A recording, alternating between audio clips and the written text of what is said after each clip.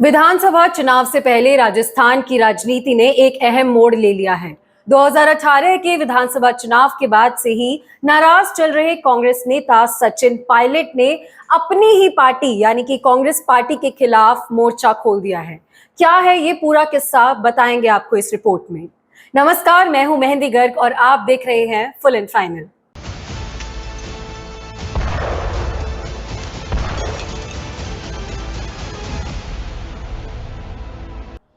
सचिन पायलट की कांग्रेस से नाराजगी का सिला कुछ ऐसा हुआ कि उन्होंने अब गांधीवादी कदम उठा लिया है।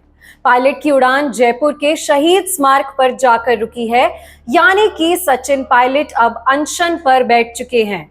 बता दें कि राजस्थान के पूर्व उप मुख्यमंत्री सचिन पायलट आर या पार के मूड में आ गए हैं। पायलट ने मंगलवार को जयपुर के शहीद स्मारक में अपना एक दिन का अनशन शुरू कर दिया है। सचिन पायलट तत्कालीन सीएम वसुंधरा राजे के शासन में हुए घोटालों की जांच की मांग को लगातार मांग रहे हैं और वर्तमान सीएम गहलोत सरकार के खिलाफ अनशन पर बैठ चुके हैं। हालांकि कांग्रेस पार्टी ने पहले ही अनशन पर कड़ा रुख दिखा दिया था, लेकिन सचिन पायलट को इस बात से कोई भी फर्क नहीं पड़ा। ऐसा पहली बार नहीं है कि सचिन पायलट ने गहलोत सरकार के खिलाफ मोर्चा खोला हो। वो पहले भी अपनी ही सरकार के खिलाफ खड़े दिखाई दे चुके हैं। उधर कांग्रेस ने इससे पहले पायलट के उपवास के फैसले पर कड़ी चेतावनी दे दी थी। पार्टी ने दो टूक कह दिया था कि इस तरह की कोई भी गतिविधि पार्टी विरोधी गतिविधि मानी जाएगी। इसके बावजूद सचिन पायलट अनशन के फैसले पर अड़े हुए और उन्होंने अनशन शुरू कर दिया। बता दें कि पायलट वसुंधरा राजे के कार्यकाल में हुए घोटालों की जांच का मुद्दा उठा रहे हैं। पायलट ने वसुंधरा राजे पर करप्शन का आरोप लगाते हुए गहलोत की पुरानी वीडियो चलाकर पूछा है कि इन मामलों की जांच क्यों नहीं की गई। उन्होंने कहा कि कांग्रेस के पास पहले की बीजेपी सरकार के खिलाफ सबूत थे, लेकिन उस पर कोई भी कार्रवाई नहीं की गई। ऐसे में खबरें फैल रही हैं कि भले ही पायलट वसुंधरा राजे के कार्यकाल में हुए घोटालों की जांच की मांग कर रहे हैं, लेकिन कहीं ना कहीं वो इससे वसुंधरा राजे के बहाने अशोक गहलोत पर सीधा निशाना साध रहे हैं। इस पूरी कहानी का इतिहास क्या है वो भी आपको बता देते हैं। दरअसल राजस्थान में सचिन पायलट और अशोक गहलोत के बीच सियासी पहचान की ये जंग 2018 के चुनाव के बाद से ही चली आ रही है।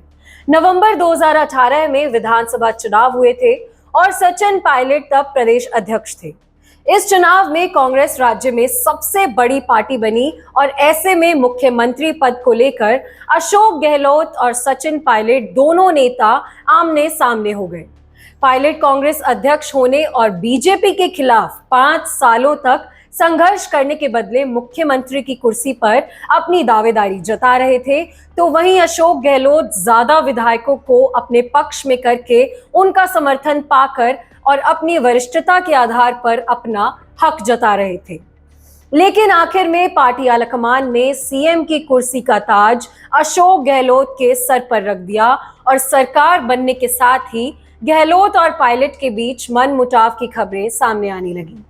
जुलाई 2020 में पायलट ने कुछ कांग्रेस विधायकों के साथ मिलकर बगावत भी कर दी थी, जिसके बाद असर ये हुआ कि सचिन पायलट को प्रदेश कांग्रेस के अध्यक्ष और डिप्टी सीएम पद से बर्खास्त कर दिया गया, हटा दिया गया। हालांकि बाद में प्रियंका गांधी खुद आई इस पूरे मामले में, उन्होंने दखल दिया और उसके बाद पायलट की नाराजगी दूर तो हुई, लेकिन शायद वो कुछ समय तक ही दूर रही। इसके अलावा गहलोत और पायलट के बीच में ये गर्मा गर्मी तब तेज हुई जब कांग्रेस के अध्यक्ष पद के लिए चुनाव हुए थे, क्योंकि तब इस पद के लिए अशोक गहलोत का नाम सबसे आगे था और सबसे ज्यादा सामने आ रहा था। ऐसे में कहा जाने लगा था कि अगर गहलोत पार्टी के अध्यक्ष बनते हैं तो राजस्थान की कमान सचिन पायलट को दे दी जा सकती है। लेकिन इस दौरान गहलोत ने अध्यक्ष का चुनाव लड़ने से साफ इनकार कर दिया था और राज्य की सीएम बनना ही पसंद किया था।